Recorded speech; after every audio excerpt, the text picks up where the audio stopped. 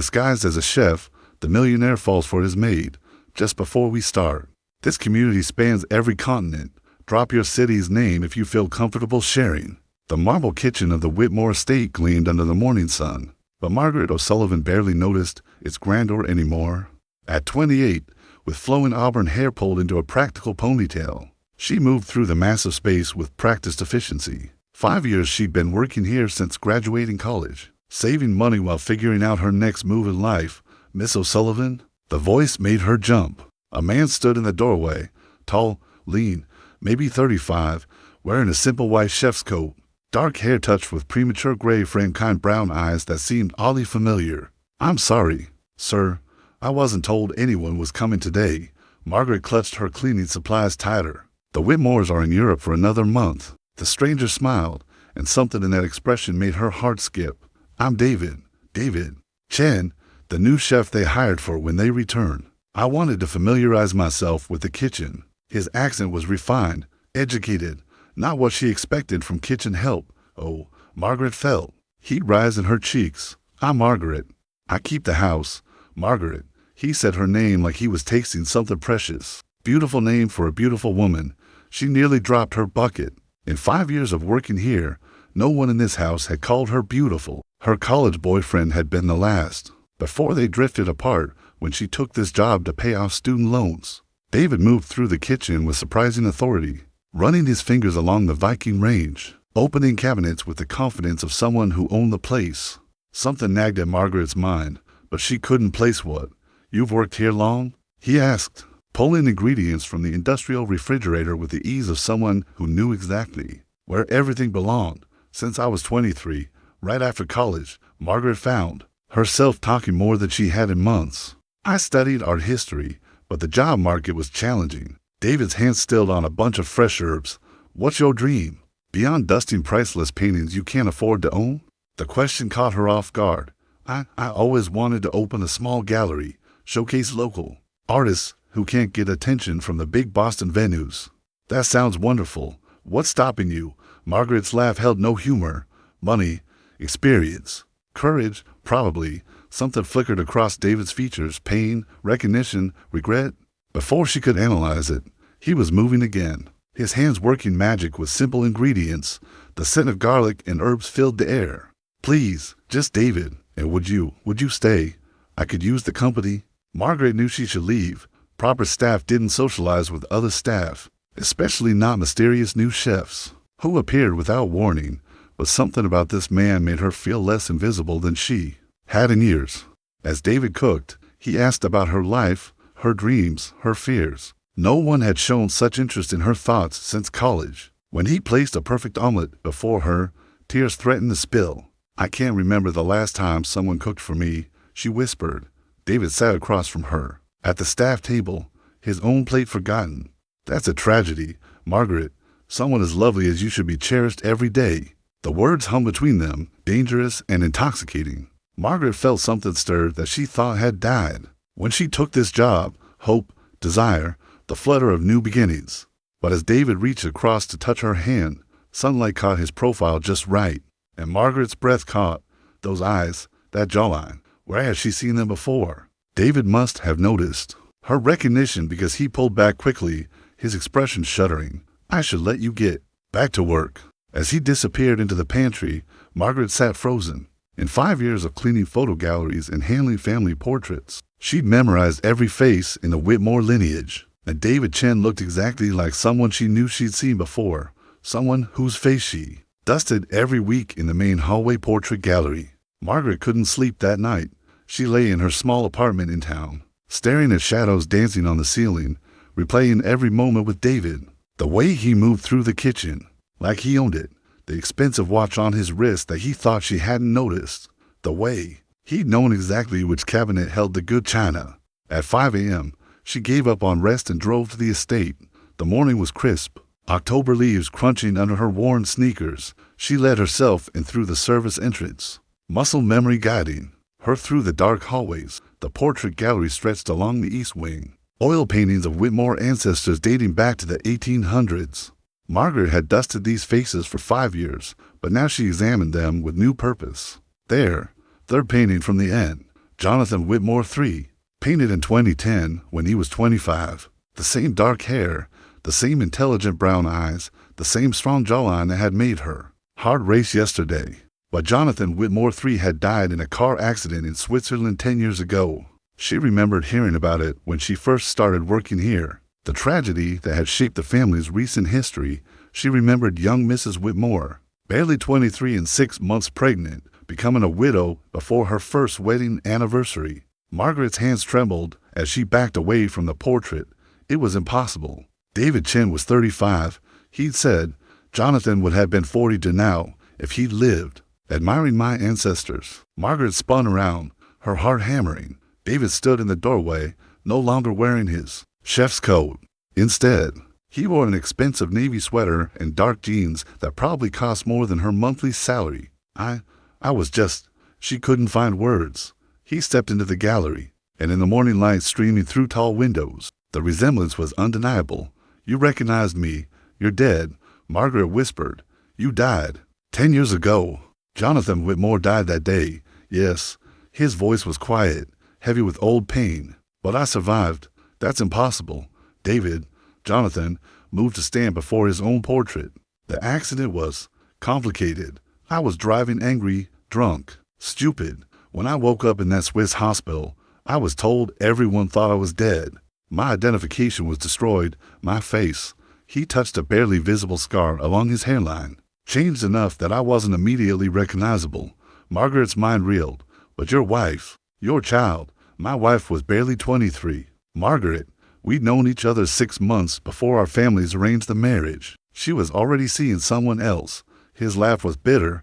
The inheritance laws were messy. If I was dead, she got everything in trust for the baby.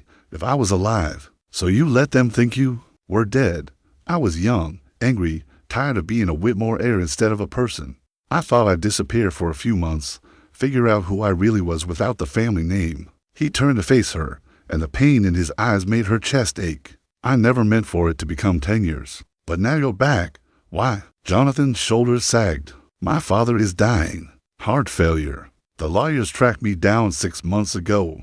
Apparently, there are complications with the estate if the heir is officially dead, but actually alive. Margaret felt the world tilting. Your child, daughter, Emma, she's 9 now. His voice broke slightly. She thinks her father is a dead stranger she's never met.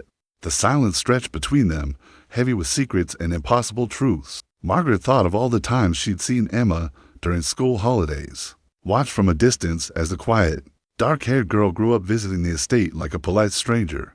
Why tell me? Margaret finally asked. Why risk everything? Jonathan stepped closer, and she could see tears gathering in his eyes, because yesterday, for the first time in 10 years, someone looked at me and saw a person worth talking to. Not a Whitmore heir, not a dead man, just David, and that someone was you. Margaret's heart pounded so hard, she thought it might burst. This is insane. Completely. He reached out tentatively, and when she didn't pull away, he touched her cheek with infinite gentleness. But for the first time since I was 25, I feel alive. As his thumb brushed away a tear she didn't realize had fallen, Margaret knew her quiet life was about to become very complicated indeed. 3 weeks passed in a strange, secret dance. Jonathan arrived each morning as David Chen, cooking elaborate meals that Margaret pretended were normal while her heart hammered. Every time, he smiled at her. They talked while she cleaned, and he prepared food that no one would eat, creating an intimacy that terrified and thrilled her in equal measure. Tell me about college, Jonathan said one afternoon, chopping vegetables with professional precision. Margaret had never mentioned she'd seen him practice those knife skills in culinary school photos. From his rebellious university years, Margaret paused in polishing silver, her class ring catching the light. She still wore it, a reminder of dreams deferred. Art history at Boston University. I loved it. Spent hours in museums, wrote my thesis on forgotten female artists of the 1920s. Do you miss it? The academic world? The question was quiet, careful. Margaret set down the silver spoon she'd been polishing every day. But student loans don't pay themselves, and gallery jobs require connections I don't have. Do you regret taking this job? Jonathan's hand stilled on the cutting board. Margaret couldn't meet his eyes. At 28, admitting her life had stalled felt like confessing to failure. Not anymore, she whispered. Margaret, He set down his knife and crossed to where she stood. Look at me. When she finally raised her eyes, the intensity in his gaze made her breath catch. I've spent 10 years running from who I was supposed to be, but these past weeks with you, I feel like I'm finding out who I actually am. Jonathan. David, he corrected quickly, glancing toward the windows. Always David when we're here. This can't work. Even if you weren't technically dead, even if there wasn't a fortune hanging in the balance. We're from different worlds. David, I have a college degree and $30,000 in student debt. Jonathan cupped her face in his hands, thumbs brushing her cheekbones. You're the most real person I've ever met. Do you know how rare that is in my world? Before she could protest again, he kissed her, soft at first, tentative, then deeper when she didn't pull away. Margaret felt years of careful planning melt away. When they broke apart, she was crying. I can't do this, she whispered. When your family comes back, when you have to be Jonathan Whitmore again, then we'll figure it out together. And your daughter, the estate, your whole life. Jonathan's expression darkened. My lawyer called yesterday. My father's condition is worse. I have to make a decision soon about revealing myself or letting the legal fiction continue. Margaret pulled back, reality crashing over her like ice water. What does that mean? If I stay dead, Emma inherits everything when she turns 21. She'll be one of the wealthiest young women in America. If I come back, he ran a hand through his hair. There will be investigations, legal challenges, media attention. Her life will be destroyed. Then you have to stay dead, even if it means losing you? The question hung between them like a blade. Margaret thought of Emma, 9 and innocent, growing up with the quiet dignity she'd observed from a distance. Then she thought of Jonathan, alone and lost for 10 years, finally finding something real. We'll find a way, she said, though she had no idea how. That night, Margaret couldn't concentrate on her usual evening routine. She kept thinking about Jonathan's hands on her face, the way he'd said her name like a prayer. At 28, she thought romance was something that happened to other people, the idea that she could feel this alive seemed impossible. She was grading some art history papers she tutored on the side when she heard her phone ring. The caller ID showed an unknown number. Miss O'Sullivan, this is Helena Whitmore. I believe we need to talk. Margaret's blood turned to ice. Helena was Jonathan's stepmother, the woman who'd married his father 3 years after his supposed death, and had been managing the family affairs since. Mrs. Whitmore, how can I help you? I think you know exactly how you can help me. Dear, I'll see you tomorrow morning at the estate, early. The line went dead. Margaret stared at her phone, fear and love and impossible hope warring in her chest. Helena Whitmore knew something, and tomorrow, their secret world was about to collide with reality in the most dangerous way possible. Margaret barely slept. At dawn, she drove to the estate with dread pulling in her stomach. Helena's early summons could mean anything, but nothing good. The woman had the predatory instincts of someone who'd risen from middle-class obscurity to control one of Boston's oldest fortunes. At 7 a.m. sharp, Margaret saw Jonathan's rental car pulling into the service drive. Her heart seized. She intercepted him before he could reach the kitchen door. Don't go in, she gasped, catching his arm. Jonathan frowned at her panic. Margaret, what's wrong? Helena called last night. She wants to see me this morning. I think she knows. She watched his face drain of color. Jonathan, what if she's figured out who you are? Christ. Jonathan ran both hands through his hair, pacing in tight circles. I need to think. I need to. Jonathan, Margaret grabbed his shoulders, forcing him to look at her. Who else knows you're alive? My lawyers, a few financial advisors who've been managing discreet investments. His expression grew grim. Why? Before she could answer, the kitchen door opened. Helena Whitmore emerged, perfectly coiffed even at 7 in the morning, wearing a Dove gray suit that probably cost more than Margaret's yearly student loan payment. Margaret, dear, Helena's smile was razor sharp. I didn't expect to find you entertaining guests so early. Margaret felt Jonathan tense beside her, but to his credit, he didn't run. Instead, he straightened into the posture she recognized from old family photos, shoulders back, chin up, every inch the Whitmore air despite his chef's costume. Helena's eyes fixed on Jonathan's face, and Margaret watched recognition dawn like a terrible sunrise. Well, Helena said softly, this is interesting. The three of them stood frozen in a tableau of secrets exposed. Then Helena stepped closer, studying Jonathan with the intensity of a scientist examining a specimen. You look good for a dead man. Jonathan, hello. Helena, 10 years, Helena circled him slowly.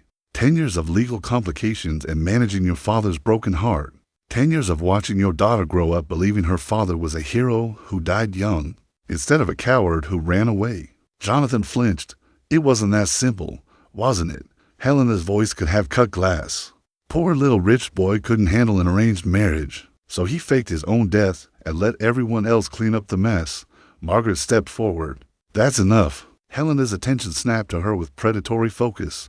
Ah yes, the college graduate turned cleaning lady. Tell me, Margaret, how long have you been harboring a fugitive from his own life? He's not a fugitive, isn't he? There are legal implications to faking one's death, dear. Insurance fraud. At minimum, tax evasion, identity theft. Helena smiled coldly, and that's before we consider what his reappearance does to Emma's inheritance. Jonathan went rigid. What do you mean? Your father changed his will 3 years ago. When I convinced him to remarry, everything goes to Emma in trust until she's 25, with me as executor. But if you're alive, Helena shrugged elegantly, the lawyers will have a field day sorting out the mess. Emma could lose everything while they determine which Jonathan Whitmore, the dead heir, or the living coward, has claimed the estate. Margaret watched Jonathan's face crumble. This was his worst fear, realized that his return would hurt the daughter he'd tried to protect. By staying away, what do you want, Helena? Helena's smile widened. Now you're asking the right question. I want you to disappear again, permanently this time. Take your little romance with the help and find somewhere far away to play house. And if I don't, then I call the police, the IRS, and every reporter from here to New York. Your daughter will learn that her dead father has been alive all these years, choosing to abandon her rather than face his responsibilities. The scandal will destroy her reputation, her inheritance, and any chance at a normal life. Margaret felt sick. Helena held all the cards, and she knew it. There is, however, another option. Helena paused dramatically. You could have an accident, a real one this time. Poor David Chen, the mysterious chef, tragically killed in a car accident. No messy legal complications, no media attention, no heartbroken daughter learning terrible truths. The threat was clear. Margaret stepped closer to Jonathan, instinctively protective. You're talking about murder. Helena looked genuinely shocked. Murder? Don't be ridiculous. Margaret, I'm talking about Jonathan making the same choice he made 10 years ago, putting his family's welfare ahead of his own desires, except this time, he'll follow through properly. Jonathan was silent for a long moment, staring at the ground. When he finally looked up, Margaret saw defeat in his eyes. How long do I have? The family returns from Europe in 10 days. I suggest David Chen concludes his employment before then. Helena turned on her heel and walked back toward the main house, leaving them standing in the morning chill like survivors of a natural disaster. Margaret reached for Jonathan's hand, but he pulled away. She's right, he said quietly. I should never have come back. Margaret found Jonathan sitting on the dock behind the estate, staring across the gray October water. He'd been there for hours, she suspected, wrestling with Helena's ultimatum. The sun was setting, painting the sky in shades of fire and sorrow. You're not actually considering her threat, Margaret said, settling beside him on the weathered wood. Jonathan didn't look at her. Aren't I? Maybe it's time to stop running from consequences. By dying, really dying this time. Margaret's voice rose. That's not facing consequences, Jonathan. That's the same cowardice Helena accused you of 10 years ago. Is it cowardly to protect my daughter? Emma doesn't need protection from the truth. She needs her father. Jonathan finally turned to look at her, and the pain in his eyes made her chest ache. She's not, Margaret. She's just started 4th grade. In a few years, she'll start thinking about college. What does she need with a father who abandoned her before she could walk? Margaret stood, pacing the dock's length. So Helena wins? She gets to control Emma and the estate until she's 25 while you disappear like you never existed. Maybe that's how it should be. Margaret spun around, fury blazing through her. Don't you dare give up on us now. Us? Jonathan rose, his own anger surfacing. There is no us, Margaret. There's a dead man and a college graduate who fell for a lie. The words hit like physical blows. Margaret stepped back, tears stinging her eyes. Is that what this was to you? A lie? Jonathan's expression immediately crumbled. God, no, Margaret, I didn't mean. Then fight for it. She moved closer, grabbing his hands. Fight for us, for Emma, for the chance to make this Right. How? Helena has every advantage. Money, legal standing, social position. She could destroy Emma's life with a phone call. Margaret was quiet for a moment, thinking. Then a memory surfaced. Something she'd overheard 3 years ago when she'd been cleaning. Helena studied during a heated phone conversation. What if Helena has more to lose than she's letting on? Jonathan frowned. What do you mean? I've worked in this house for 5 years. Jonathan, I've seen things, heard conversations. Helena may control the estate now. But she wasn't always so powerful. Margaret paused, choosing her words carefully. There were rumors about how she convinced your father to marry her so quickly, after she became his private nurse. What kind of rumors? Margaret hesitated. She kept the Whitmore family's secrets for 5 years. But everything was different now. Your father was devastated after your supposed death. Helena was hired as his private care nurse when he had his first heart episode 3 years ago. They married 6 weeks later. Jonathan went very still. What are you saying? I'm saying Helena married into this family by taking advantage of a grieving, sick old man. She convinced him to change his will, restructure his affairs, and position herself as Emma's guardian. And now she's threatening to kill you if you don't disappear. The implications hung between them like poison in the air. Jonathan sank back onto the dock, his face pale. You think she's been manipulating him all along? I think Helena Whitmore has built her entire life on eliminating obstacles, and right now, we're obstacles. They sat in silence as darkness gathered around them. Finally, Jonathan spoke. Even if that's true, we can't prove anything, and accusing her would be even more dangerous. That we don't accuse her, we outmaneuver her. Jonathan looked at her with something approaching hope. How?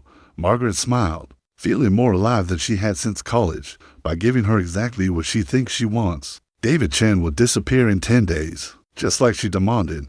Margaret, but Jonathan Whitmore III is going to rise from the dead.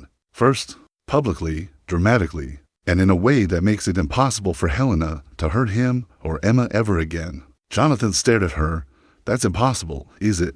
You have lawyers, financial advisors, people who know you're alive. What if your return wasn't a scandal, but a miracle? What if the prodigal son came home not as a coward, but as a hero? I don't understand. Margaret stood, her mind racing with possibilities. Trust me. And tomorrow morning, don't come to the kitchen. We have work to do.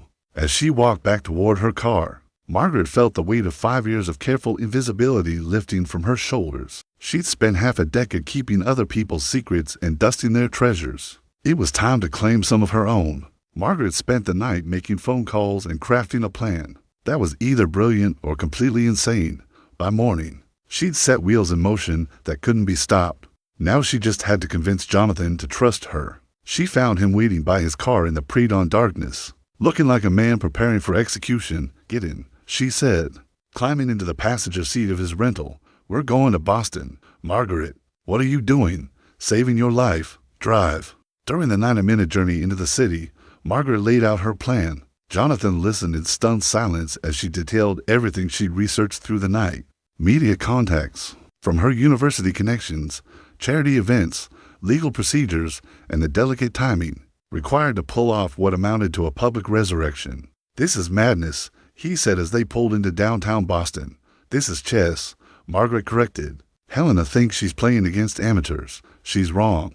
Their first stop was the law offices of Pemberton, Hayes and Associates, the firm that had been handling Jonathan's discreet affairs for 10 years. Margaret had called ahead, using connections from her professor who helped her research our Providence cases. Miss O'Sullivan, Richard Pemberton greeted her with professional courtesy. I have to say, your call last night was unexpected. Margaret smiled. Richard, I'd like you to meet your most famous client. Jonathan stepped forward, still looking uncertain. Mr. Pemberton, the lawyer's eyes widened. In person, there was no denying Jonathan's identity. My God, when Margaret said, but I thought you decided to maintain the fiction. Plans changed, Margaret said smoothly. Richard, we need to discuss the Whitmore Children's Foundation fundraiser tomorrow night. Jonathan frowned. What fundraiser? Pemberton consulted his calendar. The annual gala. 500 of Boston's most influential families. Major media coverage. It's Emma's first time attending as an honored guest rather than a child. Margaret's smile was sharp as Helena's had been the day before. Perfect. Richard, I need you to make some calls. By tomorrow evening, I want every major news outlet in New England to know that Jonathan Whitmore III will be making a Special appearance at the gala. Margaret, Jonathan started, but she cut him off. Trust me. The rest of the day was a whirlwind of preparation. Margaret called in favors from her university network, contacted journalists who remembered her academic work on missing art pieces. She arranged for clothing, transportation, and security. Most importantly, she placed a call to Emma's school. Miss Emma, this is Miss O'Sullivan from your step-grandmother's estate.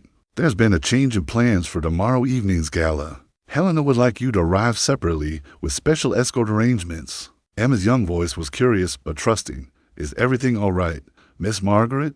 Everything's going to be perfect, sweetheart, just perfect. That evening, Margaret and Jonathan returned to the estate to find Helena waiting, her expression thunderous. Where have you been? Boston, Margaret replied pleasantly. Jonathan had some business to attend to. Helena's eyes narrowed. What kind of business? The kind that can't wait. Margaret handed Helena an envelope. This is for you. Helena opened it to find a formal invitation to the Whitmore Foundation Gala, with a handwritten note. Looking forward to seeing you tomorrow night. JW3. Helena went white. You wouldn't dare. Try me. Margaret's voice was steel, wrapped in silk. You wanted David Chen to disappear. Consider it done. But you forgot something important. Helena. What's that? Margaret smiled, and for the first time in 5 years, she felt powerful. Dead men can't be killed twice. If Jonathan Whitmore III rises from the grave tomorrow night, in front of 500 witnesses and a dozen reporters, there's nothing you can do to put him back in it. Helena stared at them both, calculating frantically. The scandal will destroy Emma. Will it? Jonathan spoke for the first time, his voice steady. Or will she finally have her father back, along with a story of survival and redemption that makes her the most interesting 9-year-old in Boston? Helena opened her mouth to respond, then closed it. For the first time since Margaret had known her, the woman looked genuinely afraid. You have until tomorrow night to decide, Margaret continued. Support Jonathan's return and help him reconnect with Emma, or spend the rest of your life explaining to investigators why you were so determined to keep a dead man buried. As Helena stalked away, Jonathan turned to Margaret with wonder in his eyes. How did you know? She'd back down? Margaret thought of all the papers she'd written about powerful people who tried to erase history, all the quiet observations she'd made while cleaning around the estate's power players, because bullies always fold when someone finally fights back with the right ammunition. Tomorrow night, the dead would rise, a daughter would meet her father, and Margaret O'Sullivan would step out of the shadows forever. The ballroom of the Four Seasons gleamed like a jewel box. Crystal chandeliers casting rainbows across 500 of Boston's elite. Margaret stood at the edge of the crowd, her borrowed black evening gown making her feel like an imposter among diamonds and old money. But tonight, she wasn't the hired help. She was the architect of a resurrection. Jonathan stood beside her, transformed in his tailored tuxedo. Gone was David Chen, the mysterious chef. This was Jonathan Whitmore III, heir to a fortune, returned from the dead. His hand found hers, squeezing gently. Second thoughts, he whispered. Margaret watched Helena across the room, elegant in midnight blue, her face a mask of controlled fury. To leave for those, the event coordinator approached with barely contained excitement. Mr. Whitmore, the press is ready for your announcement. Are you certain about the timing? Jonathan nodded. Emma arrives in 10 minutes? Yes, sir. Her escort has been briefed. Margaret's heart hammered. Everything depended on the next 30 minutes. She choreographed this evening like a military operation, but seeing it unfold felt surreal. The lights dimmed. A spotlight found the stage where the foundation's director stepped to the microphone. Ladies and gentlemen, tonight we celebrate 10 years of the Whitmore Children's Foundation. But first, we have an extraordinary announcement that will shock and inspire you all. Murmurs rippled through the crowd. Margaret saw Helena's face go white as she realized what was happening. 10 years ago, we lost a young man who embodied everything this foundation represents: compassion, courage, and commitment to helping children. Tonight, by God's grace, we welcome him home. The spotlight swung to Jonathan. Margaret felt him straighten, becoming every inch the man he was born to be. Ladies and gentlemen, very much alive and returned to us, Jonathan Whitmore III. The ballroom erupted. Gasps, shouts, the crash of dropped champagne glasses. Camera flashes exploded like fireworks as reporters surged forward. Margaret watched in awe as Jonathan walked toward the stage, decades of breeding and confidence flowing back into his posture. My friends, Jonathan's voice carried across the stunned silence that followed the initial chaos. 10 years ago, I was a different man, young, angry, running from responsibilities I wasn't ready to face. The accident that everyone believed killed me instead gave me a chance to find out who I really was. Margaret scanned the crowd, looking for Emma, there, by the entrance. A small figure in pale pink, her dark hair in careful curls. Emma stood frozen, staring at the stage with confusion and growing recognition. I spent a decade learning what really matters, Jonathan continued, not the fortune I was born to, but the people we choose to love and protect. I've returned not to reclaim what I abandoned, but to fulfill the responsibilities I ran from. Helena was moving through the crowd like a shark, heading toward Emma. Margaret intercepted her. Don't even think about it, Margaret hissed. This is insane, Helena whispered back. You have no idea what you've unleashed. I know exactly what I've unleashed, the truth. On stage, Jonathan was fielding questions from reporters with surprising grace. Yes, he'd been in Europe, recovering from injuries and amnesia. No, he hadn't known his identity until recently. Yes, he was ready to take his place in the family again. Margaret watched Emma, still standing transfixed by the entrance. The 9-year-old face cycled through emotions, confusion, hope, fear, wonder. This was the moment that would define her life. Emma, Margaret said softly, approaching the girl. Sweetheart, do you remember me? Emma nodded, her eyes never leaving the stage. Miss Margaret, that man, they're saying he's my father. But my father is dead. Sometimes, Margaret knelt beside her. People we think are lost find their way home again. Is it really him? Margaret looked at Jonathan on the stage, commanding the room with quiet authority, and felt her heart swell with pride and love. Yes, sweetheart, it's really him. Emma took a tentative step forward, then another. The crowd parted like the Red Sea as people realized what was happening. A father and daughter, separated by 10 years of lies and fear, walking toward each other across a ballroom full of witnesses. Jonathan saw her. His voice caught mid-sentence, and Margaret watched tears spring to his eyes. He stepped down from the stage, moving through the crowd with growing urgency. They met in the center of the ballroom, under the blazing chandeliers, surrounded by 500 people holding their breath. Emma, Jonathan whispered, kneeling to her level. Daddy? The word was so soft Margaret almost missed it. Yes, baby girl, I'm so sorry it took me so long to come home. Emma launched herself into his arms, and there wasn't a dry eye in the house. Margaret felt tears streaming down her own face as father and daughter held each other. For the first time, in Emma's memory, the applause started slowly, then built to a thunderous ovation. Margaret saw reporters weeping as they took pictures, society matrons dabbing at their eyes with silk handkerchiefs. But when Margaret looked for Helena, the woman was gone. Later that night, after the cameras had stopped flashing and the last reporter had filed their story, Margaret found herself in Jonathan's hotel suite. Emma had fallen asleep on the couch, exhausted by the evening's emotions, still wearing her pink party dress. She's beautiful, Margaret whispered, adjusting a throw blanket over the sleeping child. Jonathan stood by the window, loosening his tie, staring out at the Boston skyline. I missed everything. Her first day of school, lost teeth, Christmas mornings. His voice broke. How do I make up for 10 years? One day at a time. Margaret joined him at the window. She forgives you already. Children are amazing that way. And you, do you forgive me for dragging you into this insanity? Margaret laughed softly. Jonathan, I planned this insanity. If anyone should apologize, it's me. He turned to face her, and the intensity in his eyes made her breath catch. Margaret O'Sullivan, you saved my life tonight. But more than that, you gave me back my daughter. We saved each other. Jonathan cupped her, face in his hands, thumbs brushing her cheekbones. I love you.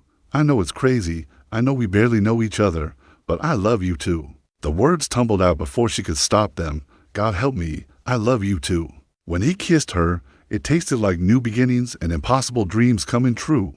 Margaret felt her carefully constructed life reshaping itself around this moment. This man, this unexpected family. They broke apart when Emma stirred on the couch, murmuring in her sleep. Jonathan went to check on her, smoothing her dark hair with infinite gentleness. What happens now? Margaret asked. Now comes the hard part. Legal challenges, media scrutiny, rebuilding relationships. Jonathan's expression grew serious. Helena won't give up easily.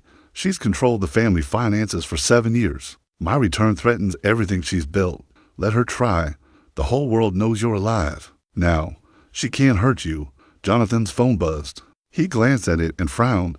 Speaking of Helena, she wants to meet tomorrow. Says we need to discuss transition arrangements. That sounds ominous. Everything about Helena is ominous. Jonathan pocketed his phone. But she's right about one thing. We need to handle this. Transition carefully, for Emma's sake. Margaret watched the little girl sleep, her heart already aching with protective love. What if she tries to take Emma away? She can't. I'm Emma's father. I'm alive. And I'm not going anywhere. Again, Jonathan's voice held still. But Helena's been Emma's primary guardian for years. We need to be smart about this. They spent the next hour planning, discussing logistics and legalities and the complex dance of reclaiming a life. When exhaustion finally claimed them, Jonathan insisted Margaret take the bedroom while he slept on the floor beside Emma's couch. I'm not letting her out of my sight again, he said simply.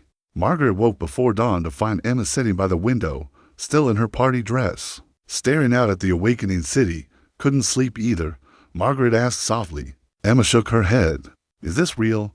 Or will I wake up and he'll be gone again? Margaret's heart broke for this wise, wounded little girl. It's real. Sweetheart, your daddy is never leaving you again. Helena says my daddy was perfect, that he died a hero. Emma's voice was small, but last night, he said he ran away. Which story is true? Margaret sat beside her, choosing her words carefully. Sometimes people tell us stories to protect us from complicated truths. Your daddy wasn't perfect. No one is. But he's here now, and he loves you more than anything in the world. Do you love him too? The direct question caught Margaret off guard. Yes, she said simply, I do. Emma nodded solemnly. Good. He looks at you like Prince Charming looked at Cinderella in my storybook. Despite everything, Margaret laughed. And how does Prince Charming look at Cinderella? Like she's the most beautiful thing in his whole kingdom. From across the room, Jonathan's voice was soft with emotion. Because she is. Margaret turned to find him awake, watching them with such love in his eyes that her breath caught. Emma giggled and ran to him, and Margaret knew that whatever came next, they would face it together. But first, they had to deal with Helena. The law offices of Pemberton, Hayes and Associates felt like a battlefield dressed in mahogany and leather. Helena sat across the conference table from Jonathan, Margaret, and Emma, her expression carved from ice. Her lawyer, a sharp-faced man named Corwin, shuffled papers with predatory efficiency. Let's be frank, Corwin began. My client has managed the Whitmore estate for 7 years. She's made difficult decisions, protected assets, and ensured Emma's welfare. Your dramatic return, while touching, creates significant legal complications. Emma sat between Jonathan and Margaret, her small hand gripping her father's tightly. Margaret had helped her choose a navy dress that made her look older, more serious. This meeting would determine her future. What kind of complications? Jonathan asked. Helena finally spoke, her voice honey over poison. The trust funds, for starters. Emma's inheritance was restructured based on your death certificate. Insurance payouts, tax implications, investment strategies, all of it assumes you're deceased. Richard Pemberton, Jonathan's lawyer, spread documents across the table, all of which can be corrected. Mr. Whitmore's return doesn't invalidate Emma's inheritance. It simply returns primary guardianship to her living parent. Guardianship earned how? Helena's smile was razor-sharp. By abandoning her for 10 years? By letting her believe he was dead? By forcing her into a public spectacle last night? Margaret felt Emma tense. This was exactly what they'd feared, Helena using Emma's emotions as weapons. I made mistakes, Jonathan said quietly, terrible mistakes, but I'm here now, and I'm not leaving again. Words, Helena dismissed. Emma needs stability, not fairy tales. She needs someone who's been there for her every Christmas, every birthday, every nightmare for the past 7 years. Emma's voice was small, but clear. I need my daddy. Helena's expression softened with practiced maternal concern. Sweetheart, of course you do. But sometimes what we think we need and what's actually best for us are different things. Margaret watched Helena work, recognizing the manipulation for what it was. The woman was trying to make Emma doubt her own feelings, question her father's return. What are you proposing? Jonathan asked. Corwin slid a thick document across the table. Joint custody. Helena retains primary guardianship and control of Emma's trust funds. You get supervised visitation, gradually increasing over the next 2 years as Emma adjusts to your presence. Supervised by whom? Margaret asked. Helena's smile turned venomous. Court-appointed professionals. People trained to recognize psychological manipulation and parental alienation. The threat was clear. Helena was suggesting that Jonathan would try to turn Emma against her, when she was doing exactly that herself. "This is ridiculous," Jonathan said. "I'm Emma's father. I'm alive. I'm financially stable, and I'm capable of caring for my daughter. Are you?" Helena leaned forward. 10 years ago, you chose alcohol and reckless driving over your family responsibilities.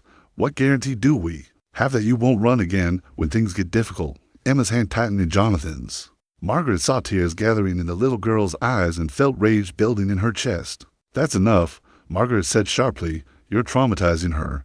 I'm protecting her." Helena shot back. "Something I've been doing since she was 6 months old, while her father was playing dead in Europe." "I wasn't playing dead." Jonathan's voice was steel. "I was rebuilding myself into someone worthy of being her father." "Prove it." Helena sat back. "Satisfied. Accept our terms. Show Emma that her welfare comes before your ego. 2 years of supervised visits, psychological evaluations, and gradual reintegration. If you're truly the changed man you claim to be, you'll have nothing to worry about." Margaret looked at Emma's pale face and made a decision that surprised everyone, including herself. "No." All eyes turned to her. Helena looked incredulous. "Excuse me?" "I said no." Margaret stood, her voice gaining strength. "Emma isn't a pawn in your power game, Helena. She's a 9-year-old girl who just got her father back after believing he was dead her entire life." "Miss O'Sullivan," Corwin interrupted, "you have no legal standing in this matter, don't I?" Margaret smiled, pulling out her own set of documents. "Actually, I do." Jonathan frowned. "Margaret, what are you talking about?" Margaret placed the papers on the table. "Jonathan and I were married yesterday morning, before the gala, a simple civil ceremony, witnessed and recorded." The room erupted. Helena shot to her feet, her composure finally cracking. "That's impossible." "Is it? Check the records." Margaret's smile was serene, as Jonathan's wife and Emma's stepmother. "I absolutely have legal standing, and as someone who's been caring for Emma while you've been scheming, I have insights into her welfare that this court should hear." Emma looked up at Margaret with wide eyes. "You married my daddy." "I did, sweetheart." "If that's okay with you," Emma's smile was radiant, "does that make you my mom now?" Before Margaret could answer, Helena exploded. "This is fraud, conspiracy. You planned this whole charade." "We plan to give Emma her father back," Margaret said calmly. "Everything else is just details." Jonathan was staring at Margaret like she performed a miracle. "When did you?" "While you were in the shower yesterday morning, I called Richard, explained the situation, and asked him to arrange an emergency ceremony." Margaret sat back down, taking Emma's other hand. Surprise. Helena's lawyer was frantically making notes, but Margaret could see the defeat in his eyes. A living father, married to a respectable woman, with documented commitment to the child, it would be nearly impossible to challenge in court. "This isn't over," Helena hissed. "Yes," Margaret said quietly, "it is." 2 weeks later, Margaret stood in Emma's new bedroom, watching the 9-year-old arrange stuffed animals on her bed with careful precision. They'd moved into Jonathan's townhouse in Back Bay, a compromise between his desire for privacy and Emma's need for normalcy. "Miss Margaret?" Emma looked up from her unpacking. "Can I ask you something?" "Of course, sweetheart. Why did you really marry Daddy? Was it just to help us in court?" Margaret set down the book she'd been shelving and sat on Emma's bed. This conversation had been inevitable, but that didn't make it easier. "I married your father because I love him," Margaret said simply. "But you're right that the timing was strategic. I wanted to make sure Helena couldn't separate our family." Emma nodded seriously. "Helena called yesterday. She wanted to know if I was happy here." Margaret's blood chilled. "What did you tell her?" "The truth. That Daddy makes chocolate chip pancakes on Sunday mornings and reads me stories before bed. That you help me with my homework and don't make me feel stupid when I don't understand math." Emma's voice grew quieter. "That this feels like a real family. And what did Helena say to that?" Emma shrugged. "She said families take time to build, and that I shouldn't trust too much too fast. But then she said something weird." "What kind of weird?" "She said Daddy might get bored playing house and leave again, and that when he does, she'll still be there for me." Emma looked up with troubled eyes. "Why would she say that?" Margaret felt her protective instincts flare. Helena wasn't giving up. She was playing a longer game, trying to plant seeds of doubt in Emma's mind. Sometimes adults say things when they're hurt or angry that they don't really mean, Margaret said carefully. Helena took care of you for a long time. It's probably hard for her to let go. Do you think Daddy will leave again? The direct question hit like a physical blow. Margaret looked into Emma's dark eyes, so much like Jonathan's, and saw the fear that every abandoned child carries. No, sweetheart, your daddy is never leaving you again. Neither am I, promise? Promise. Emma seemed satisfied and returned to her unpacking. Margaret went downstairs to find Jonathan in his study, surrounded by legal documents and financial reports. The process of legally returning from the dead was more complicated than anyone had anticipated. How's Emma settling in? He asked, looking up from a particularly dense contract. She's adjusting, but Helena called her yesterday. Jonathan's expression darkened. What did she want? To plant doubts, to make Emma question whether we're permanent. Margaret sat across from his desk. Jonathan, she's not going to stop, even if we win every legal battle. She'll keep trying to undermine us with Emma. I know. Richard thinks she might challenge the marriage next, claim it was fraudulent or coercive. Margaret laughed grimly. Let her try. I've got the documentation to prove otherwise. Jonathan raised an eyebrow. What documentation? Margaret pulled out her phone and showed him a video. It was grainy, clearly taken in secret, but the audio was clear. Helena's voice, threatening to kill Jonathan if he didn't disappear. Margaret explaining why they needed to get married to protect Emma. Jonathan agreeing, not for legal reasons, but because he loved them both. When did you record this? The morning of our wedding. I had a feeling we'd need proof that our marriage was about love, not legal strategy. Margaret pocketed the phone, though honestly, it started as legal strategy and became something real so fast. I'm not sure there's a difference. Jonathan came around the desk and pulled her into his arms. Margaret Chen Sullivan Whitmore, you are the most deviously brilliant woman I've ever met. That's quite a mouthful of a name. Get used to it. You're stuck with all of us now. The living, the dead, and the formerly dead. They were interrupted by Emma's voice from the hallway. Daddy, there's a lady at the door who says she's from the Department of Children and Families. Margaret and Jonathan exchanged glances. Helena had escalated. The woman at the door was middle-aged, professional, and apologetic. I'm sorry to bother you, but we received a complaint regarding Emma Whitmore's living situation. I'm required to investigate. What kind of complaint? Jonathan asked. Allegations of an unstable home environment, rushed marriage arrangements, and potential psychological harm from recent traumatic revelations. The social worker consulted her tablet. The complainant suggested that Emma might be better served in a more established family setting. Margaret felt Emma move closer to her side. Can I see some identification? After verifying credentials, they invited the social worker in. For the next hour, she interviewed Emma separately, toured the house, and reviewed documentation of their family situation. Emma handled the questions with remarkable poise, describing her daily routine, her feelings about her father's return, and her relationship with Margaret. The social worker seemed increasingly satisfied as the interview progressed. Well, she said, finally, everything appears to be in order. Emma seems happy and well-adjusted. The complaint appears to be unfounded. After she left, Emma looked up at her parents with serious eyes. Is Helena trying to take me away? Jonathan knelt to her level. Some people have trouble accepting change, even when it's good change. But nobody is taking you anywhere, Emma. This is your home. We are your family, and that's never going to change. What if she keeps trying? Margaret joined them, wrapping her arms around both. Then we'll keep fighting. That's what families do.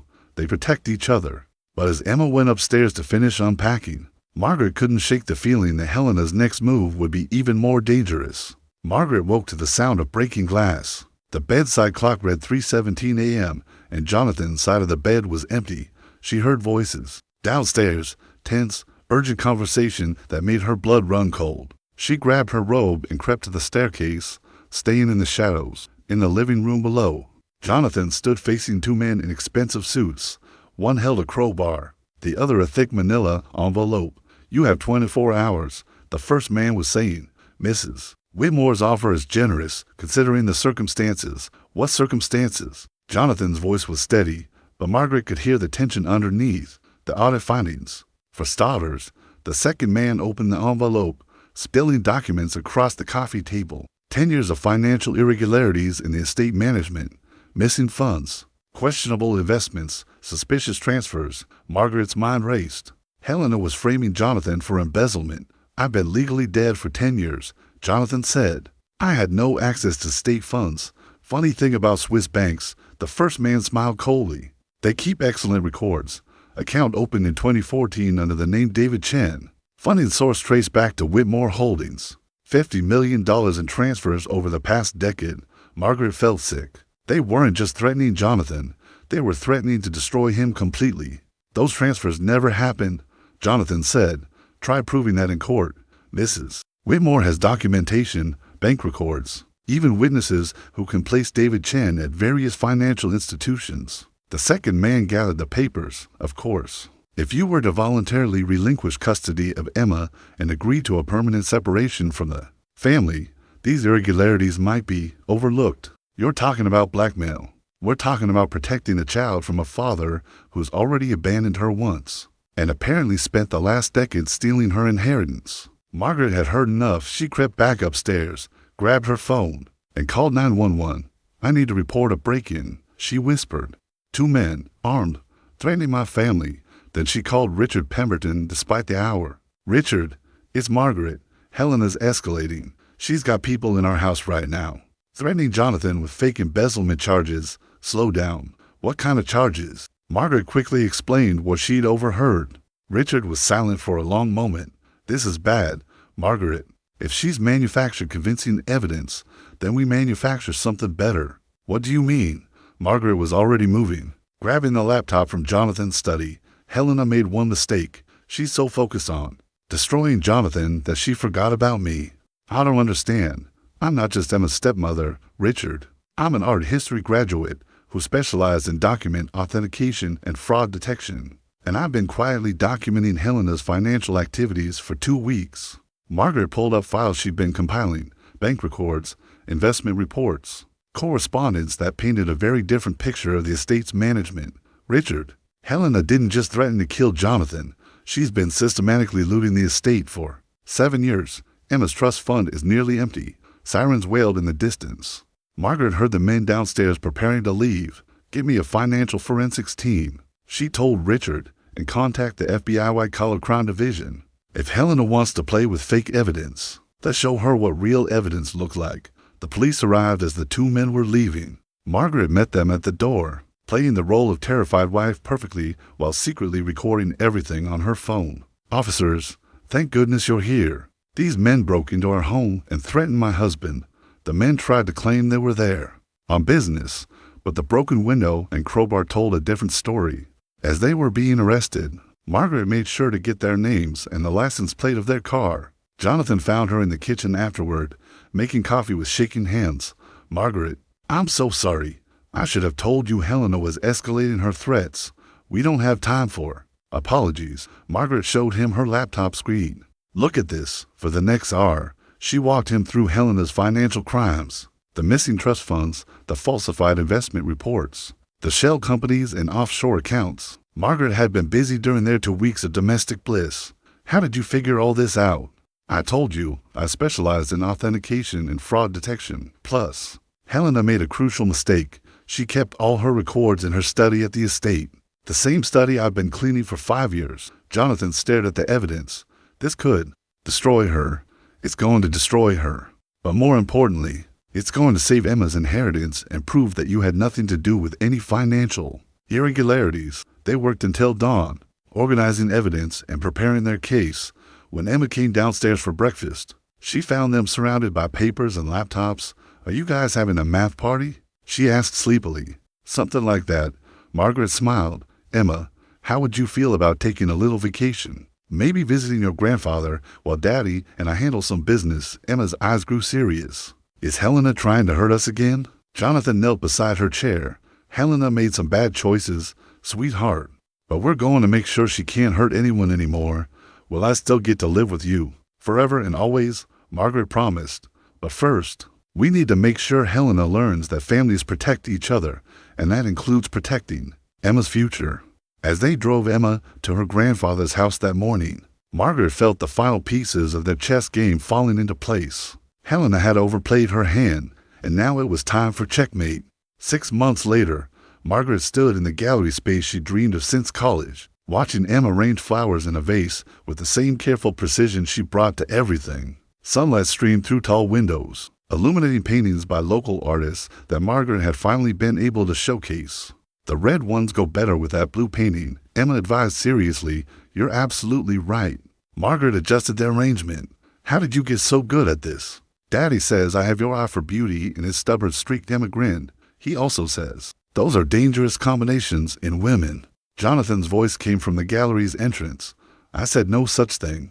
I said they were powerful combinations." Margaret turned to see her husband carrying a newspaper and wearing the smile. That still made her heart skip. The past 6 months had been a whirlwind of legal proceedings, media attention, and rebuilding their family, but they'd emerged stronger than ever. "Good news or bad news?" Margaret asked, nodding at the paper. "The best news." Jonathan held up the front page. "Helena Whitmore, sentenced to 15 years for embezzlement, fraud, and conspiracy.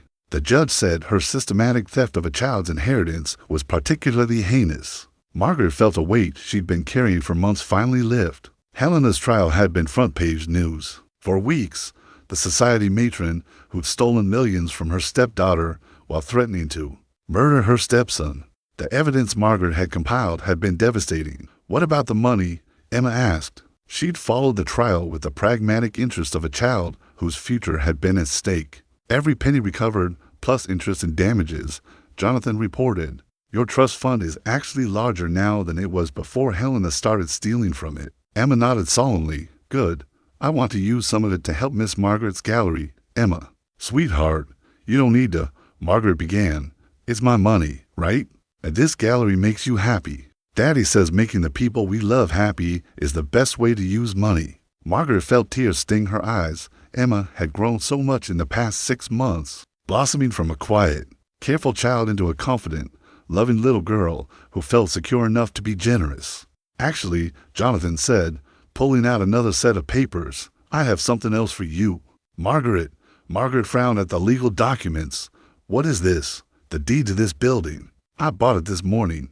Jonathan's smile was soft. "You said you wanted a gallery to showcase local artists. Now you have one, permanently." Margaret stared at the papers in shock.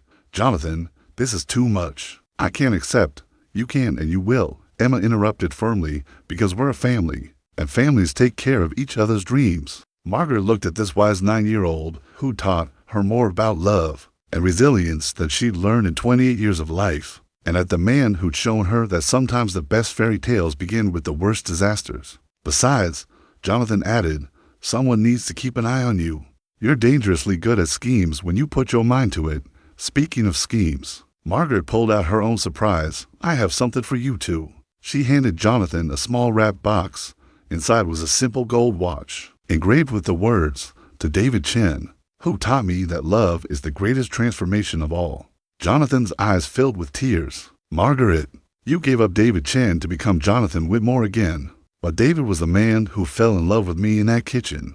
I wanted you to know that I love all of you, the heir, the chef, the father, the man who was brave enough to come back from the dead for his daughter." Emma wrinkled her nose.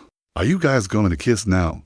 Because I should probably warn the customers." Margaret looked around the gallery, suddenly realizing it was filled with people. Richard Pemberton was examining a landscape painting. Several of Jonathan's business associates were browsing the sculpture section, and a group of Emma's classmates from her new school were clustered around a display of children's art.